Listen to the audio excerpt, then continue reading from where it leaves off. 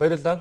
Дөнгөж сая та бүхэнд за үнэт цаасны нэгэн төрөл болох хувьцааны тухай мэдээллийг хүргэлээ. За үргэлжлүүлээд бид өнөөдөр зочинтой үнэт цаасны IPO гэх мэтчлэн ерөн хөрөнгөний зах зээлтэй холбоотой анхан шатны мэдээллийг та бүхэнд хүргэхээр бэлтгэлээ. Санхүү эдийн засгийн их сургуулийн багш эдийн засагч Дэлгэрсайхан студид иржээ. Өглөөний мэнд хүргэе сайхан амсна. За баярлалаа. Танд өглөөний мэнд хүргэе. За бид дөнгөж сая хувьцааны тухай бас иргэдийнхаа бас мэдлэг мэдээллийг дэвшлүүлэх үүднээс бас багтан ч гэсэн мэдээлэл хүргэлээ.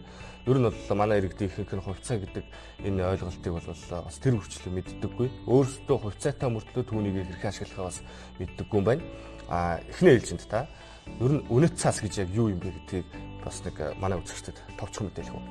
Тэгэхээр үнэт цаас гэдэг зүйл нь компанид хөрөнгө оруулсан эсвэл хувь нийлүүлсэн болохыг гэрчилсэн санхүүгийн хэрэгслийг үнэт цаас гинэ гэж товчоор тодорхойлж байгаа.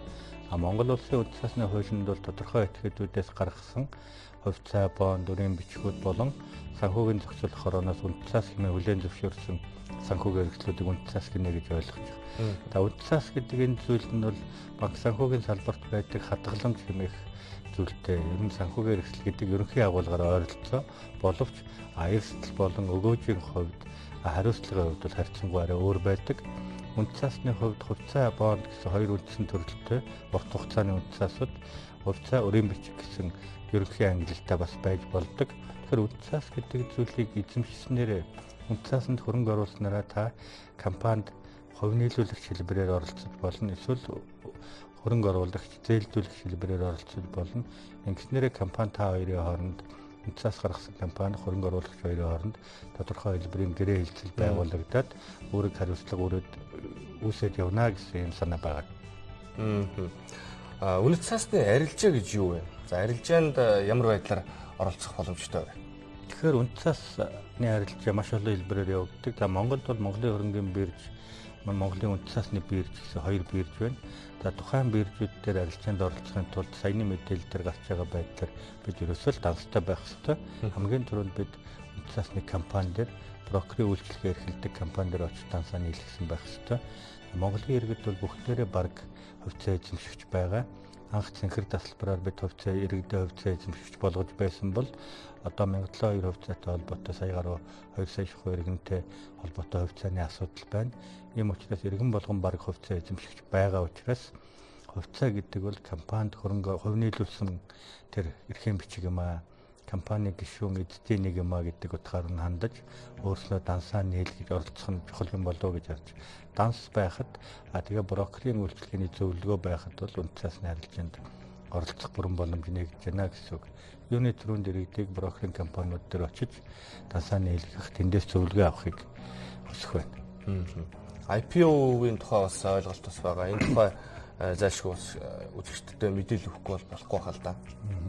IPO гэдэг нь Initial Public Offering гэсэн ийм гадаад үгийн товчлолыг, англи үгийн товчлолыг бид шууд олон улсын зах зээлд хэрэгэлдэг нэршлэлээр нь авч ашиглаад байгаа. IPO гэдэг нь бидний ойлголтоор Монголын хууль эрх зүйн орчноор ярил хязгаарлагдмал хариуцлагатай компани, хаалттай компани байжгаад олон нийтийн компани болохын үйл явц юм. Өнөөдөр Монголын хөрөнгөний бирж дээр он гасаар 4-5 IPO хийгдсэн. Одоогоор 2 даатгалын компани IPO хийх эрхээ авчаад байна. Тэгэхээр мандал ард гэсэн 2 даатгалын компани хаалттай цөөн хувьцаа эзэмшигчтэй хаалттай компани байжгаад олон нийтэд үнэт цаас хувьцаагаа санал болгож нийт иргэдийг тодорхой хувийг нь эзэмших тэр хүсэлтийг гаргаж яах гэсэн үг. Public offering хийснээр компани хувьцаат компани буюу корпорац болж олон нийтийн хяналтын дор үйл ажиллагаагаа явуулдаг, үйл ажиллагааг өргөждөг ийм боломжтой тийм үйл явц юм. Тэгэхээр дурын этгээд тэрхүү IPO хийж байгаа компани хувьцаанаас авах боломжтой. Ингэснээр тэр компани бол нийтийн эзэмшлийн компани болж ирэх гэсэн үг. Хаалттай компани ХХК болж хувирч байна гэсэн үг. Энэ процесс бол ерөнхийдөө нэлээд том процесс. Компани үйл ажиллагаа, бизнесийн үе шатны нэлээд том дэвшил гэж хардаг. IPO хийх компаниудын хувьцааг авахдаа иргэд тодорхой хэмжээний судалгаа шинжилгээ зөвлөгөө авах нь бол зүйтэй. Гэхдээ үнэт цаас гэдэг зүйл яг л банкны зах зээлтэй адилхан томоохон хууль эрх зүйн зохицуулалт хяналтын механизмд ор явагддаг гэдгийг иргэддээ хэлэх нь зүйтэй байх. Одоо санхүүгийн зохицуулах орооноос 2 даатгалын компани зөвшөөрөл авна гэдэг нь тэр даатгалын компаниудын үнэт цаасны танилцуулга, төсөл төлөвлөгөө, өөрсдийнх нь үйл ажиллагааг ерөнхийд нь хянсны үндсэн дээр энэ компаниуд нь Монголын үнэт цаасны зах зээл дээр нийтэд хувьцаагаа санал болгох боломжтой юм байна. Тодорхой хэмжээний үйл ажиллагааны амжилттай явах боломжтой юм байна гэдгийг нь санхүүгийн зохицуулахаар Сенат зөвшөөрөл өгч байгаа. Цаашлаад Монголын хөрөнгөний бирж өөрийн бүртгэлийн шалгуурын дагуу үнэлээд энэ үнэт цаасуудыг арилжаа эхлэхэд нь бүртгэх юм процесс явагддаг учраас нэлээд том шалгуурыг давсан юм үйл ажиллагаа байдгаа гэж ойлгох нь зүйтэй. Одоо бол хөрөнгөний бирж дээр IPO хийсэн 2 компани байгаа те. Ард даатгал, мандал даатгал гэдэг хоёр зөвшөөрлөө аваад одоо эд IPO хийгдэх процесс нь үргэлжилж байна. Тэгээд хэрвээ яах юм бол санхүүгийн зохицуулах хороогоор ороод дүгнэлтээ хийж чадаад хүлээн зөвшөөрөх юм бол үндсэндээ эцсийн байдлаар баталгааж ийн гэсэн үг үстэй. Санхүүгийн зохицуулах хороо бол баталгаажуулсан. Гаргах зөвшөөрлийг өгсөн. Одоо олон нийтэд санал болгох, үнэт цаасаа танилцуулах үйл ажиллагаа явагдаж байна. Тэгээд тэрхүү үйл ажиллагаа дуусны дараа тодорхой хэмжээний одоо иргэдээс захиалга аваад эхэлсэн байгаа. Тэрхүү захиалгын үндсэн дээр үнэт цаас нь арилжаалагдаад тэгээд арилжааны дүнгээ буцаад тэр зуучлагч андеррайтерийн компани гэж байгаа. IPO хийхэд зайлшгүй андеррайтерийн буюу зуучлагч үнэт цаасны компаниар дамжуулж үйл ажиллагаа нь явагддаг. Тэгээ буцаад санхүүгийн зохицуулахаараа тайлан хүргэгдэх ёстой. Тэгэж миний харж байгаагаар бол эдгээр IPO-нууд бол амжилттай болох боломжтой гэж харж байгаа. Эрсдэл байгаа юу IPO-д? Одоо мэдээж хэрэг эрсдэл байгаа. Одоогоор Монголын хөрөнгөний бирж дээр ер нь 2000 оноос хойш 20 орчим IPO болсон байдаг, гарсан байдаг. Гэхдээ өнөөдөр тэрхүү 20 орчим компаниуд бараг л бүгдээрээ Зоос банкыг тооцвол бүгдээр үйл ажиллагааны хэвийн амжилттай яваад одоо хөрөнгөний бирж дээр үнэт цаас нь арилжаалагдаад явж байна. За хамгийн сүүлийн 2 жилд 17-18 онд маш нэлээд олон IPO гарлаа.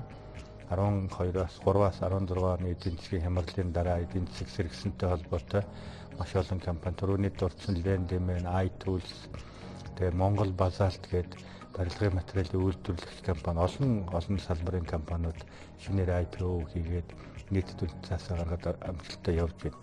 Эрсдлийн хувьд бид нэр тооцох ёстой. Мэдээж сөрөөний хэлсэн механизм хууль эрх зүйн хүрээний хяналтж явж байгаа учраас эдгээр компаниудад оруулсан хөрөнгө тэр чигээр оргүй алга болчихно гэсэн айдас бол харьцангуй маш бага. Хамгийн гол нь хүмүүсийн сонирхож байгаа ашиг орлого өгөөж болохын хувьд бол нэлээд тооцоо судалгаатай хандаарай гэсэн зүйлийг хэлхэн зүйтэй байх, зөвлөгөө сайн авч байгаарай гэсэн зүйлийг хэлхэн зүйтэй. Тэрнээс хороо санхүүгийн зохицуулах хороо хянаад Монголын хөрөнгөний бирж хянаад тодорхой ангиллалтай багтаагаад явж байгаа үнэт цаасууд бол үнэт цаасны эрсдлийн хувьд бол тодорхой хэмжээндээр хамгаалагдсан гэж ойлгож болно. Мэдээж хэрэг 100% эрсдэлгүй зүйл гэж бол байдаггүй. Хувьцааны үн өсөх, буурах зүйл бол байх нь бол ойлгомжтой. Тэрээс эдгээр компаниуд бол дампуурна гэсэн тийм эрсдэл бол марцсангүй маш бага гэж би өвдө харж байна. Та цэнхэрдэл тасалбарын тухай ойлголтыг бас өгөөч. Түүнийг хэрхэн баталгаажуулж өөрийн бас дансандаа байршуулах боломж байдаг юм болоо. Цэнхэр тасалбартай холбоотой ойлголт бол одоо ерөнхийдөө дуусгар болсон гэж би ойлгож байгаа. Цэнхэр тасалбар бол анх Монгол улс зах зээлийн хэмээх эдийн засагт шилжихэд улсын үйлдвэрийн газрууд гэж тухайн үеийн төлөвлөгөөт эдийн засгийн үед байсан үйлдвэрийн газруудыг хөгжлөх арга хэрэгслийн хүрээнд тухайн үеийн нийт иргэдтэй 7000 төгрөгийн цэнхэр тасалбар тараасан байдаг. Тэр тасалбараар иргэд маань тодорхой 470 гаруй аж ахуйн нэгжээс сонгож хувьцаа авах боломжтой байсан. Хувьцаануудаа авсан тухайн үед Монгол улс сая 300-400 мянган хувьцаа эзэмшигчтэй болсон байдаг. Тэгээд тэрнийхэн дагуу арилжаа хийгдээд анх дахь зах зээлийн арилжаа нь 1995 онд дуусгар болоод 95 оны 8 сарын 28-наас хоёр дахь зах зээлийн арилжаа эхэлсэн байдгийн. Тэр хоёр дахь зах зээлийн арилжаагаар тэр цэнхэр тасалбараар авсан хувьцаагаа хүмүүс бэлэн мөнгөөр арилжаалж эхэлсэн. Тэр арилжааны явц бол дууссан. Цэнхэр тасалбар хадгалуулсан байсан хүмүүсийн сүүлийн цэнхэр тасалбаруудыг зарим компани Монгол улсын их дэлгүүр гэх мэт зарим компани хувьцаанд бэлтгэжүүлэх замаар оруулсан. Цэнхэр тасалбарын арилжаа бол ерөнхийдөө одоо тусгар болсон байгаа гэж би өвдөө ойлгож байгаа. Одоо бол бидний өмнө хамгийн гол асуудал энэ 57072 хувьцаа. Тэгээд дээрэс нь иргэд маань шинээр одоо хөрөнгө оруулалт боломж энэ хувьцаа бол хөрөнгө оруулалтын иргэдийн том боломж мөн хувьцаанд шинээр өөрт байгаа бэлэн мөнгийг байршуулах хөрөнгө оруулалт хийх энэ асуудлуудыг судалж эхлэх энэ асуудал руу хандах цаг нь бол болсон гэж ойлгож байна. Одоо ч гэсэн тэр бол мэдээж нэлээд мэдрэгдэж байна. Иргэд бол IPO шинээр хувьцаа гаргаж байгаа хувьцаанууд дандаа амжилттай болж байгаа. Захиалга нь дандаа давж байгаа. Анх санал болгосон хэмжээнээс нь илүү их захиалга явж байгаа. Тэгэхээр хөрөнгөний зах зээл рүү хандахын хандлага бол нэмэгдэж байна гэсэн. Энэ бол угаасаа зүй тогтол юм. Барууны өндөр хөгжилтэй орнуудад бол дийлэн хэрэгдэн хувьцаа гэмэх зүйлд хөрөнгө оруулсан хувьцаа эзэмшигч, идэвхтэй хувьцаа эзэмшигч байдаг. Манай зах зээлч гэсэн банкнаас гадна хөрөнгөний зах зээл хөгжих нь үйл явдал нэлээд нааштай эхэлж байна гэж харагдана. 1072 хувьцааны тухай бас ярихгүй бол болохгүй хаа л та. Иргэд маань бол ихэнх нь 1072 хувьцааныхаа тухай бас брокер дилерийн компаниудад хандаад дансаа бол нийлээд эхэлчихсэн байна л да. Тэгээ түүнийг хэрхэн зөв зүйтэй ашиглах. За мэдээж хөрөнгөний бирж дээр гараагүй учраас эргэлтэд оруулах боломж байхгүй хаа л да.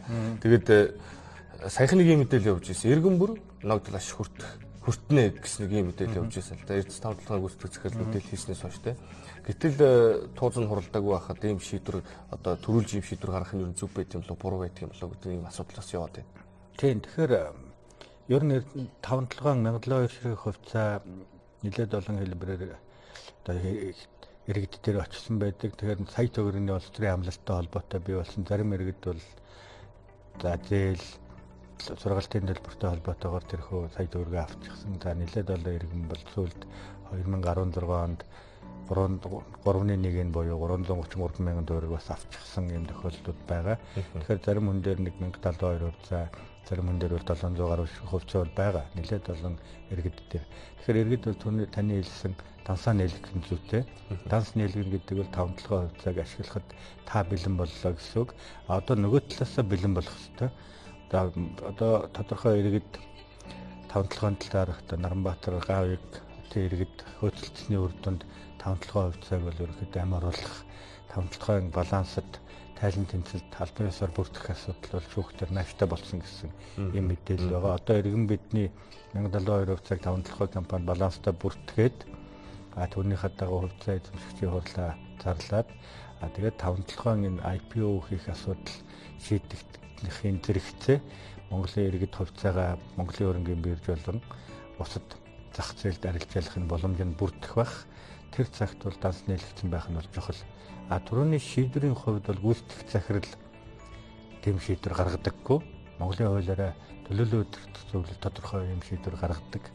Төлөөлөл өдөртөх зөвлөл он гараад тодорхой хугацааны дотор хуулийн заасны дагуу ногдлоо шиг олгох асуудлаа Монгол санхүүгийн зохицуулах хороонд мэдэгддэг. Одоо бол албан ёсоор 5-7 хувьцаат компани болох шаардлагатай байгаа нэгдүгээрт.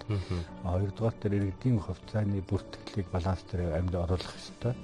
Тэгээд төлөөлөл өдөрт зөвлөлийн шийдвэр гаргаад он гараад эхний 4 сард багтаад хувьцаа эзэмшигчийн хурлаараа тэр шийдвэр нь баталгааждаг.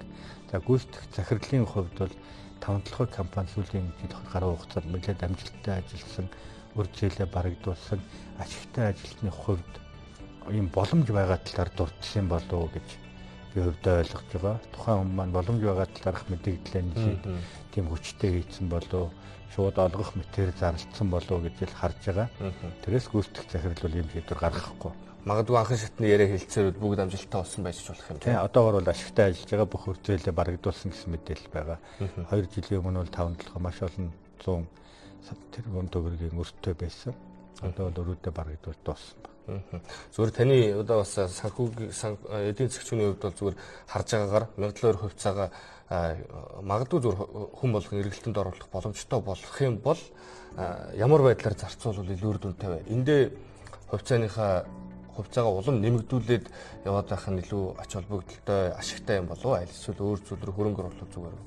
Тэгэхээр 5-7 хувьцааны хувьд 5-7 компани ирээдүйн шийдвэр гаргалт IPO хөрөнгө оруулалтын шийдвэр гаргалтуудаас нэлээд хүчтэй хамаарна. Яг өнөөдрийн дүр зургаар харах юм бол 5-7 ерөнхийдөө нэлээд амжилттай ажиллаж байна. Нөөцний зах зээл дээрх нөөцний үн харьцангуй 16, 7, 8 онд нэлээд өндөр байлаа.